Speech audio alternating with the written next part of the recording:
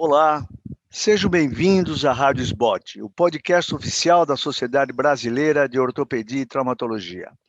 Hoje nós teremos mais um episódio do programa Doses de Atualização com o tema Lesão de Cartilagem, o que há de novo?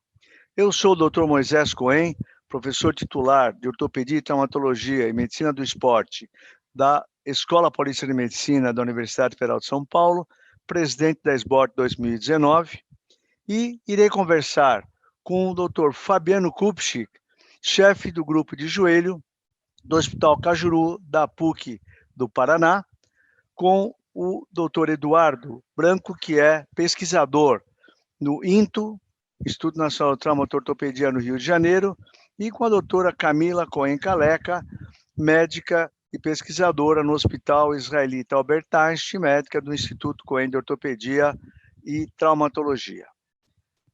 Nesse momento, nós iremos fazer um bate-papo sobre o assunto. Então, nós vamos começar colocando o assunto em pauta. Primeiro, existe um número muito grande de publicações sobre lesões da cartilagem.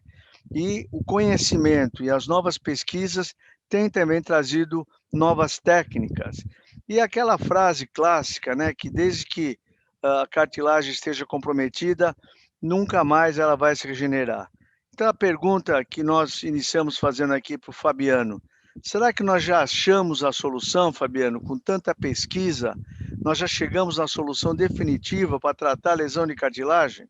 Olá, Moisés, eu gostaria de agradecer o convite da SBOT. Sem dúvida, essa é uma questão bastante pertinente, né? Eu acho que ainda não achamos essa resposta definitiva. Eu acredito que a ciência, as pesquisas, a ortopedia já evoluiu bastante no tratamento das lesões da cartilagem, principalmente do joelho, e eu acho que ainda temos coisas a definir melhor, tanto no presente quanto no futuro. Muito bem, Fabiano. Eduardo, você que é um pesquisador, eu gostaria de ouvir de você o que você tem feito em busca de tratar as lesões de cartilagem. Você acha que tudo que você faz no laboratório é reprodutível no ser humano? Como é que são esses passos aí? Oi, professor. Então, primeiramente, agradecer a SBOT pelo convite, né? Eu também sou ortopedista, acabei migrando um pouco mais para a pesquisa por conta desses desafios, de tentar contribuir um pouco nessa busca, né, pelo santo graal da cartilagem. O caminho é muito longo, a gente tem muitas opções, né, de células, né, modulação do ambiente inflamatório da articulação, cultivo de célula in vitro, né, já mais diferenciada para tentar tratar um defeito condral, mas a gente tem, da mesma forma que a gente tem muitas opções sendo estudadas, poucas delas já mostraram uma resposta pronta para ser implantada em vivo, né? Então, a gente ainda tem muito para percorrer, né? Até para a gente saber como é que essa célula que se comporta tão bem in vitro, ela vai responder no ambiente do indivíduo, né? Sendo modulado por outros tecidos, né? Que estão ali contribuindo, sinalizando. Então, a gente tem muito medo de formação de tumor, dessa célula desdiferenciar e a gente perder esse conteúdo. E também é um produto muito caro, né? Então, a gente tem que ter muita cautela, né, na hora de propor isso aí para tratamento clínico. Muito bem. Camila, uma das coisas que modificou sobremaneira o tratamento das lesões da cartilagem nos últimos anos foi a aplicação da membrana de colágeno. O que você pensa a respeito do uso da membrana de colágeno? E mais do que isso, como é que funciona esse negócio? A membrana vai substituir a cartilagem? Como é que é o funcionamento da membrana de colágeno para a lesão condral? Bom, primeiramente, oi a todos os meus colegas aí desse podcast, obrigado pela SBOT pelo convite. Acho que inicialmente a gente realmente tem uma lesão de cartilagem, é o nosso grande estudo atual, acho que de todas as nossas articulações, a ortopedia hoje volta bastante para o estudo da cartilagem. O que é a frase solene atual é que a gente sabe que é um problema biológico e que ela requer, então, uma solução biológica. E é onde a gente está buscando tudo isso. Eduardo, Fabiano, mesmo o Dr. Moisés, a gente no Einstein. E assim, a membrana de colágeno, ela veio para tentar realmente tampar um buraco, né? Porque a gente teve um gap muito grande aí na ortopedia nas lesões de cartilagem, a gente ficou sem muito o que fazer, a gente tinha o transplante autólogo que a gente fazia, né, o osteocondral, e aí a gente ficou um gap, né, as lesões um pouco maiores, a gente ficou aqui sem saber o que fazer. e aí a gente entrou com a membrana de colágeno. As membranas de colágeno, hoje, a maioria que a gente tem, a maioria delas de origem animal, que a gente tem no nosso meio no Brasil, tem algumas sintéticas chegando, né? Mas até hoje a gente também não conseguiu nenhuma membrana que seja de origem de colágeno tipo 2, que é o que a gente também quer. Então, sem dúvida, as membranas, elas têm um potencial condrogênico das células que ficam ali naquele meio, elas tendem a diferenciar aquelas células um pouco menos diferenciadas, né? Quando a gente faz algum estímulo inflamatório, algum estímulo celular, elas tendem a diferenciar aquilo para condrogênese, né? Um condrócito, mas a gente ainda não tem, de fato, uma comprovação científica de que o material que essas células produzem, que aquela membrana que contém aquele defeito condral, vai virar um colágeno tipo 2, que é o colágeno característico da cartilagem articular. Isso a gente ainda está em falta aí com a ciência, no nosso meio a gente tem buscado isso também, pesquisar para ver se a gente consegue potencializar o efeito dessas células produzirem esse tal colágeno tipo 2. Muito bem. Fabiano, posto isso, nós estamos todos em busca da substituição ou da criação, formação da cartilagem hialina articular. Qual é a sua perspectiva, independente se está usando condrócito, qualquer outro tipo de célula-tronco, o que você acha que vai acontecer? Onde nós vamos chegar? Vamos formar realmente uma cartilagem hialina com toda a sua complexidade arquitetônica, ou nós vamos simplesmente ter um tecido de substituição, uma fibrocartilagem um pouquinho mais elaborado? Qual é o teu feeling em relação a isso? Eu concordo com o posicionamento da Camila, né? Acho que a gente evoluiu bastante. E o feeling é assim, mesmo usando as células mesenquimais, independente da fonte, a gente vai se aproximar cada vez mais aí do reparo da cartilagem e nessa busca do colágeno do tipo 2. Né? Eu acho que independente das técnicas, hoje a gente tem as opções até de impressão 3D, impressão biológica 3D, que muito provavelmente eu acho que isso já é um campo presente e com certeza a tendência é continuar evoluindo e no futuro breve associar algum tipo de membrana, o scaffold, junto com células mesenquimais, você poder imprimir isso, seja para inserção no defeito condral. Eu acho que é algo muito possível logo para todos nós, aí, até comercialmente falando.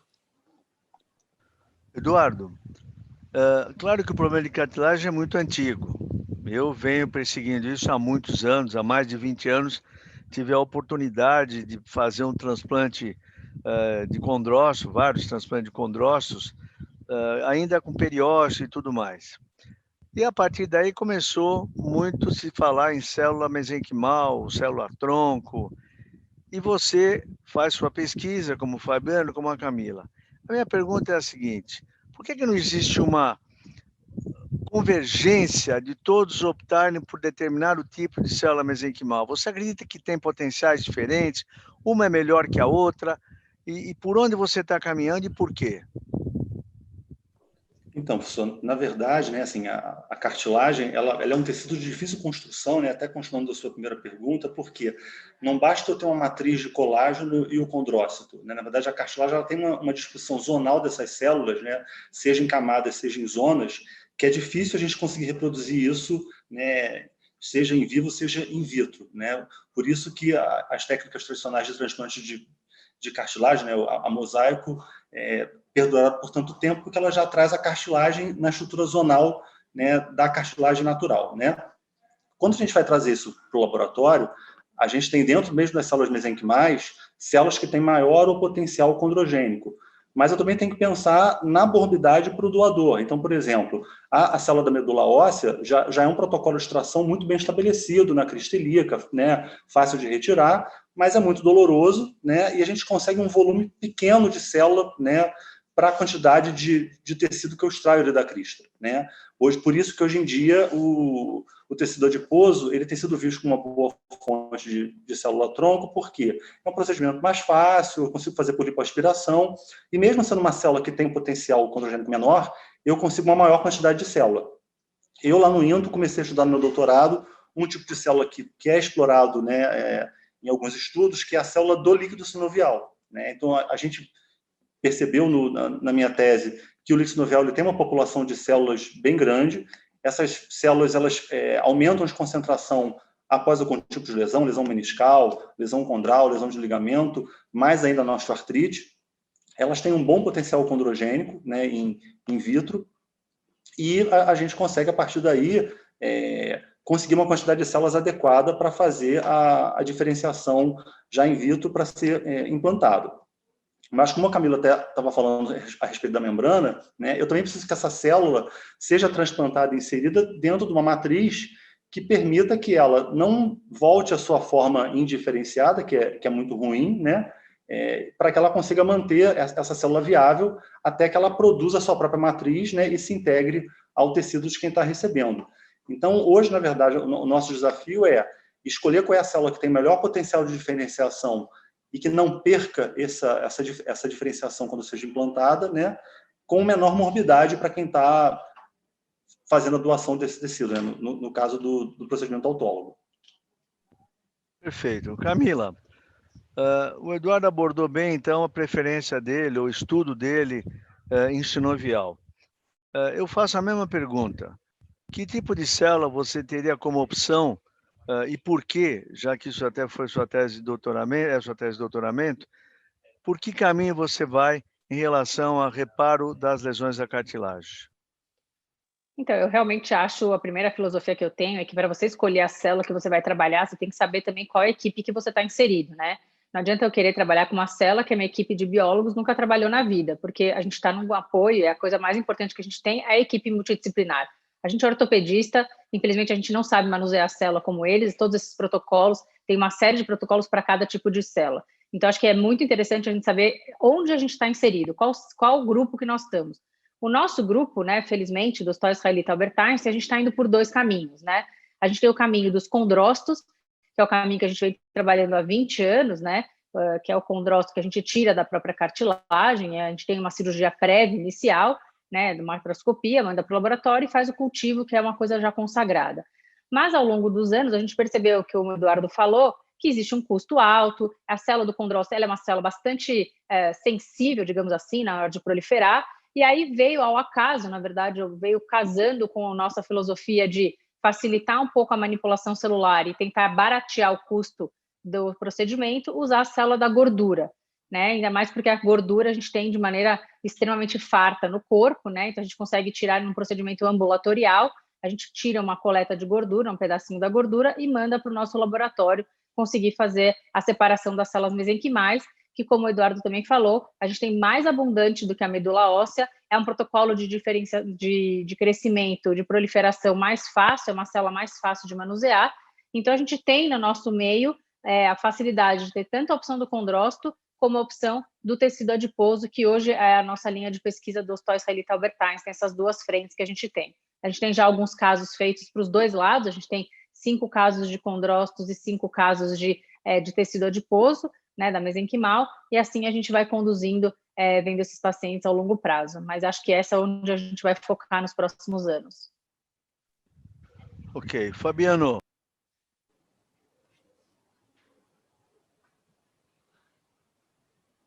Saiu o áudio, pai. Cortou o áudio, doutor.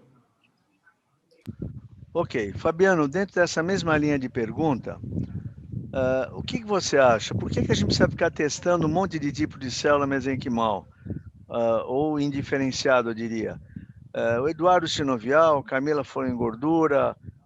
E você, por onde vai? Excelente, Moisés. Eu acho que isso só mostra que a gente tem aí vários caminhos, né? Não tem um único caminho para chegar no lugar aí que a gente quer, o reparo melhor da cartilagem. Então, eu tenho feito um estudo já clínico com células de cordão umbilical, tá? Derivadas, então, do cordão umbilical, junto com o Núcleo de Tecnologia Celular da PUC do Paraná. Como a Camila abordou bem, é uma equipe multidisciplinar, são equipes de biólogos, farmacêuticos, que fazem todo um processo, né, desde dos testes na gestante, a retirada do cordão, o isolamento dessas células com diversos métodos enzimáticos, diversos testes genéticos, imunistoquímica, bacteriológicos, virológicos, enfim, é uma bateria realmente de testes para a gente ter a segurança que essas células não vão causar nenhum problema, nenhum tanto de rejeição, doenças ou transformação tumoral. Então, a gente tem uma vantagem que essas células são de fácil aquisição, são um número muito grande, como são células jovens, elas têm uma plasticidade muito grande, e então a gente consegue fazer a cirurgia em tempo único, o que, de certa forma, vai diminuir o custo, né? Então, o paciente, quando ele vai para a cirurgia, ele não precisa tirar células de nenhuma fonte do paciente. Então, acho que é uma das grandes vantagens. Lembrando que a célula não tem só o efeito local do reparo da cartilagem, ela vai ter ela consegue auxiliar na modulação inflamatória, como o Eduardo frisou bem anteriormente. Então, acho que são todas essas vantagens de usar em uma célula halogênica, né? Mas que a gente já tem feito um estudo clínico, aí já temos aí 7 pacientes com 3 anos de acompanhamento no maior tempo, e que não mostrou nenhum caso de rejeição. Todos os pacientes são feitos também, as células são implantadas juntamente com a membrana de colágeno, né? Então a gente não agride o osso subcondral, que eu acho que é uma outra coisa muito importante que a gente não abordou ainda, de usar células mesenquimais ou condrócitos, né? Onde você não precisa agredir o osso subcondral com microfraturas, você não precisa de células do osso, né? Eu acho que essa é outra grande vantagem. Muito bem. Eduardo, eu vivo numa cidade, eu não estou no INTO, eu não estou na PUC do Paraná, eu não estou no Hospital Israelita Albert Einstein, mas eu quero ser moderno, eu quero ver o que é melhor para o meu paciente. Será que se eu tirar a célula do ilíaco, ou se eu tirar a célula da gordura, ou se eventualmente o cordão umbilical, tiro essa célula, aspiro e injeto dentro do joelho, será que nós vamos ter o resultado esperado? Será que é positivo isso? Então, eu acho esse tipo de procedimento muito questionável, porque apesar da célula ter uma capacidade de migrar para o local de lesão, né, e promover a regeneração, acaba que quando eu faço a simples extração da célula e reinjeção em outro sítio, eu estou injetando, além da célula que me interessa, outros produtos que eu não sei quais são, né? Fatores de crescimento, né? Vai um pouco de sangue, dependendo do tecido, que podem acabar modulando também a ação dessas células, né? Acaba que, no final das contas, né, quem faz isso, né, e os relatos que a gente vê na literatura em relação a esse tema, você vê que, se você fizer uma avaliação de score de dor, de função, você até tem algum grau de melhora por conta da modulação inflamatória do ambiente local, né? Mas capacidade de reparo de lesão com um tecido maduro, capaz de resistir carga, que é o que a gente quer, né, com uma cartilagem madura, a gente não tem realmente nada fixo sobre isso, né? Os resultados são muito variáveis. Então, não é a minha primeira opção. Na verdade, toda vez que sai alguma reportagem, quando aparece na televisão, no jornal, alguma coisa sobre célula mesenquimal, no consultório de vocês, de nosso, de todos, então, ortopedista, aparece um sem número de pacientes falando: doutor, e meu joelho? Eu queria fazer célula-tronco, Então, isso que você acabou de colocar é realmente o que eu penso, e infelizmente todo dia aparece gente recebendo a tal da célula-tronco. Eu queria escutar da Camila. Então, se não é assim, se eu não vou tirar e injetar, Camila, como é que é essa preparação? Como é que eu faço? Eu estou aqui no interior e eu gostaria muito de fazer isso para o meu paciente. Será que eu vou ter que mandar o paciente aqui do Piauí para São Paulo, para o Paraná ou para o Rio de Janeiro? Como é que funciona esse negócio? Eu acho que, em primeiro lugar, a gente precisa saber qual tipo de lesão a gente está tratando, né? A gente tem 2 grupos de pacientes que se beneficiam com o tratamento de célula. O primeiro grupo é o grupo que tem uma lesão focal, né? Aquele grupo que tem uma lesão, que você vai na ressonância e tem um buraco focal naquele lugar. Esse é o paciente que a gente estava conversando até agora, talvez. É o paciente que se beneficia da célula junto com a membrana para cobrir aquele defeito. O segundo grupo de paciente, que é esse paciente que talvez você esteja colocando agora, é o paciente que tem uma artrose, né? O paciente que tem já um estágio de degeneração articular, que também pode ter seu benefício com a célula em relação à imunomodulação e tudo mais, mas não muitas vezes achando que você vai injetar célula e vai nascer cartilagem. Isso a gente não tem ainda, de fato, em nenhum momento de nenhuma das pesquisas que a gente fez.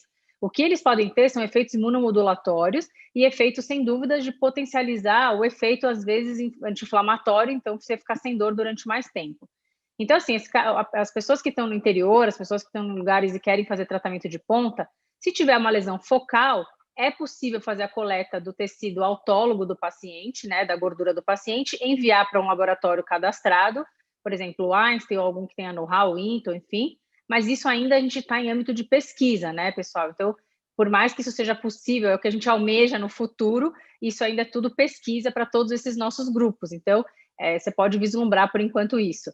E se você está pensando em fazer para artrose, né, o que a gente tem hoje no nosso país homologado para fazer é a técnica de você aspirar, na verdade, fazer a coleta, né, da gordura abdominal e fazer isso, você coloca isso num instrumental, né, que você, não vou falar nomes, enfim, aqui, mas tem um instrumental que tenta fazer a separação no mesmo procedimento, no mesmo ato que você fez a coleta, faz a separação das células e tende a pegar só o que tem de bom naquele tecido, tá? Que é separando a célula mesenquimal daquele tecido, e aí você injeta também na articulação do joelho. Então, isso é o que a gente tem de mais novo, talvez, aqui para um paciente que tem artrose, e isso está liberado para uso nacional, né? Mas isso é uma coisa também que tem que ser feito com bastante critério, na minha opinião, ainda bastante, porque a gente não dá para a gente generalizar para todo mundo, porque os critérios de uso disso são os mesmos critérios do uso do ácido hialurônico, né? Então, artrose grau 2 para grau 3, o que a gente sabe é que talvez a gente tenha um resultado mais duradouro, uma durabilidade maior do resultado. Em vez de 24 semanas ou 6 meses do ácido hialurônico, alguns estudos mostram 24 meses com o uso dessa terapia celular, que é uma terapia celular num tempo único. Mas é absolutamente novo esse procedimento, e eu acho que, como a gente sempre fala, tomar cuidado para não ser uma coisa boa, virar uma coisa ruim, né, porque está sendo mal utilizada.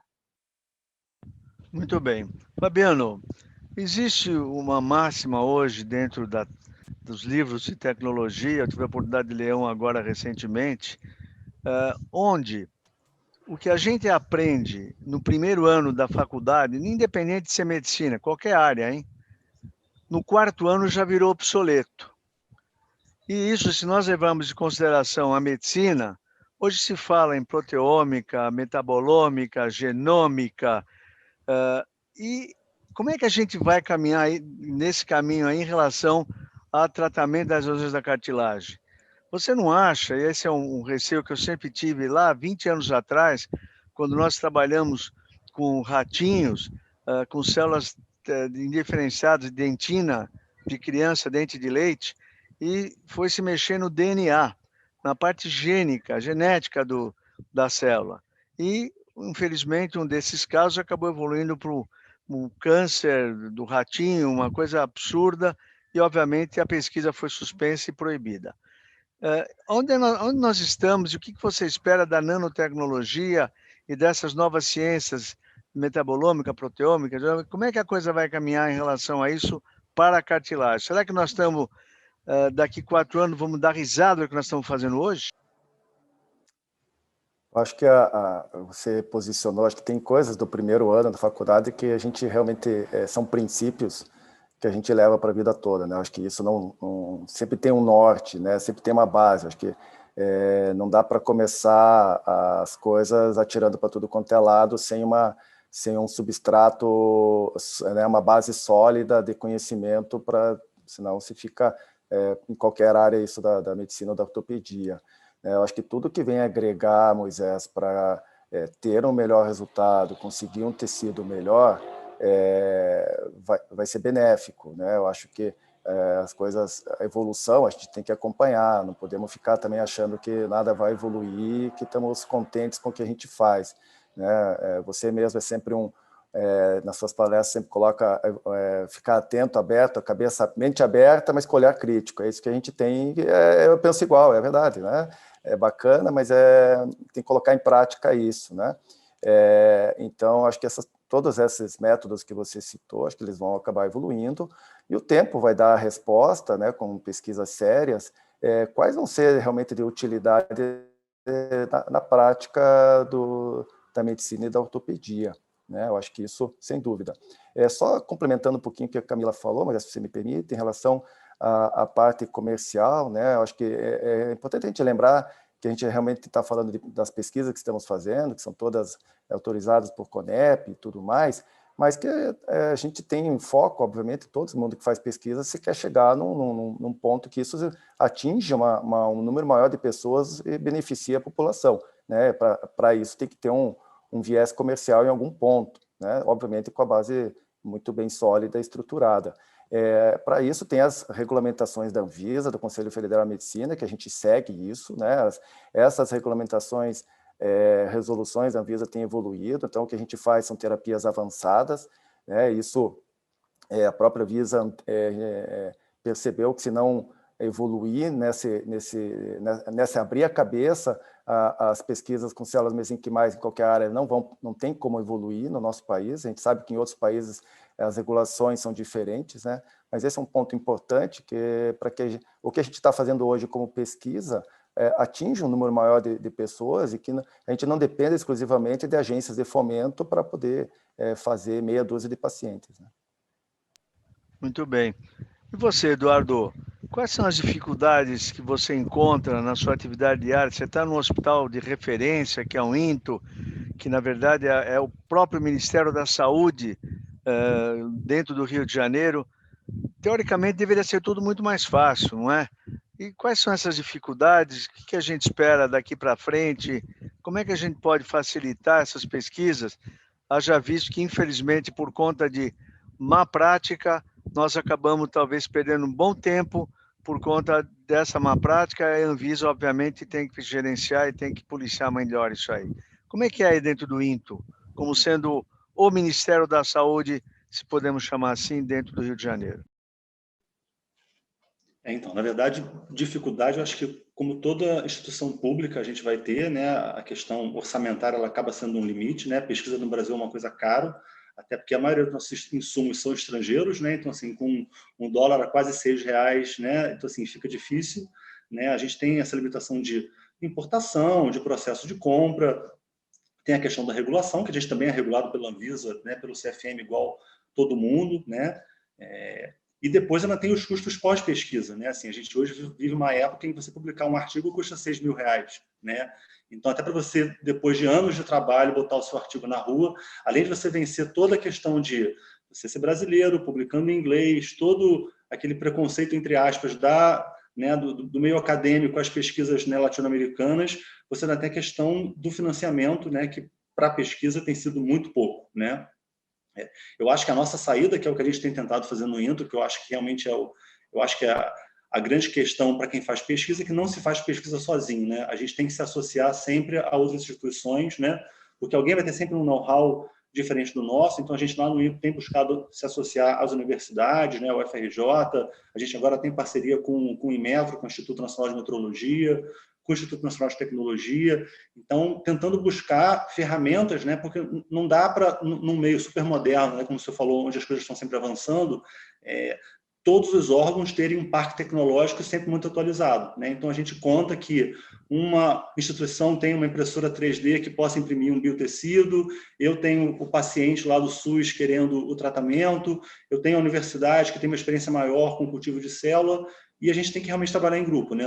Não se faz pesquisa sozinho, ainda mais num país, né, grande, de extensão continental, com limitação orçamentária igual o nosso. Então, acho que a grande lição acho que é essa, e a gente também tem que começar a se unir. Eu acho que a SBOT foi muito feliz nessa questão da criação do Comitê de Ortopedia Regenerativa, né, para começar a juntar os ortopedistas no Brasil que trabalham, né, com essa questão de terapia celular, para que a gente junto consiga, né, chegar mais próximo das agências reguladoras e conseguir que a gente vá adiante com as nossas pesquisas, né, sem essas limitações, e levar esse monte de oferta que a gente tem para a nossa população, para o paciente, que é o nosso, né, maior interesse, né? A gente não faz pesquisa para ficar dentro do artigo ou dentro da instituição, a pesquisa é para o paciente. Muito bem. Camila, indo para o lado prático das coisas, a gente percebe que tanto o INTO, como a PUC, como a ANSI, seguramente outras instituições de pesquisa, elas estão avançando, elas estão caminhando. Quando e como você acha que o grande público poderá usufruir desse benefício que as pesquisas in vitro e hoje algumas já em vivo poderá usufruir. Por exemplo, algum paciente que está numa cidade ou num estado mais longínquo e gostaria de fazer isso, de fazer uma terapia celular. Como é que vai ser isso no futuro? Todo mundo vai ter que ter um laboratório, uma sala limpa. Quais são essas dificuldades? Como você vê a solução para isso aí num hospital como o Einstein? Eu acho, em primeiro lugar, que a gente tem vários entraves, né? Acho que, apesar da Anvisa, o Fabiano ter falado que ele abriu a cabeça e fez grupos de terapia celular, eu já fiz vários parlatórios com a Anvisa, questionando coisas, eles são extremamente abertos, mas ainda existe uma regulamentação bastante burocrática, o sistema regulatório não é simples no Brasil, a gente está numa transição para tentar fazer com que o condrócito, a terapia de condrócito vire um produto, né, de terapia celular, porque é o que mais tem literatura externa, né, interna e externa. Então, assim, mesmo fazendo isso com condrócito, a gente tem alguns entraves que a gente tem visto hoje em dia que pegam na questão da Anvisa também, né? Então, para virar um produto, para virar uma coisa que a gente consiga divulgar e a gente consiga vender para ser um produto comercializado, tem vários entraves, e isso que a gente está numa instituição enorme, que é o Einstein, a gente tem o respaldo do advogado, o respaldo enfim, de royalties, de um monte de coisa, e ainda assim a gente percebe que existe uma dificuldade tremenda, e a Anvisa, por mais que tente facilitar, existem entraves que a gente tem que passar. Então, eu acho que isso não deve ser nos próximos 3 anos, eu acho que nos próximos 5, talvez, mas nos 3 eu não vejo uma luz no fim do túnel, para ser bem sincera, assim, pelo que a gente tem estudado. Eu espero estar errada, realmente espero que seja antes, mas eu não vislumbro isso nos próximos 3 anos, eu acho que de 5 anos para cima, porque acho que a gente tem, primeiro, a gente vai ter que fazer com o condrócito, que é o que mais tem experiência clínica fora né, internacional e nacional. E aí sim, depois que a gente fizer isso, talvez a Anvisa se sinta mais confortável de fazer uma liberação para os outros produtos celulares, como as terapias de célula mesenquimal e tudo mais. Isso é um entrave que eu encontro hoje no Hospital Israelita Albert Einstein, que eu acho que deve ser o mesmo para o INTO e deve ser o mesmo para a PUC, para qualquer instituição que esteja fazendo. A gente tem esses entraves normais, mas alguém tem que seguir, né? Alguém tem que segurar a bandeira e tem que ir para frente. É isso que a gente está tentando fazer em prol aí do Brasil, para a gente consiga com que todo mundo do Brasil possa utilizar esse produto. Muito bem. Eu acho que o nosso tempo está chegando ao fim. Esse bate-papo foi bastante interessante, bastante informal, atual. Com certeza temos grandes expectativas. Eu sou muito favorável à pesquisa, a continuar os trabalhos com metodologia. Não sou favorável aos que eu chamo, desculpem a expressão, aproveitadores de plantão. Toda vez que sai alguma coisa na mídia sobre célula-tronco, aparecem esses colegas, infelizmente, aproveitantes da situação, mas, de alguma maneira, a gente fica muito feliz de saber que dentro da SBOT existem grupos muito sérios, de reconhecimento mundial, não é só Brasil, e, com certeza, todos nós iremos chegar a um bom termo, talvez num tempo, 1 ano, 2 anos, 3 anos, não importa. Importa é que nós temos que dar esse passo com segurança, mente aberta, porém, visão crítica, conforme o Fabiano colocou, alguém escuta a minha mensagem, pelo menos. Bem, muito obrigado, agradeço aos 3 speakers aí, o Fabiano, o Eduardo, a Camila e a SBOT. Você acabou de ouvir mais um episódio da Rádio SBOT, podcast oficial da nossa Sociedade Brasileira de Ortopedia e Traumatologia. Todas as edições, inclusive esta, estão disponíveis no site www.sbot.org.br e também nas principais plataformas de streaming. Nos vemos no próximo episódio. Até lá e muito obrigado.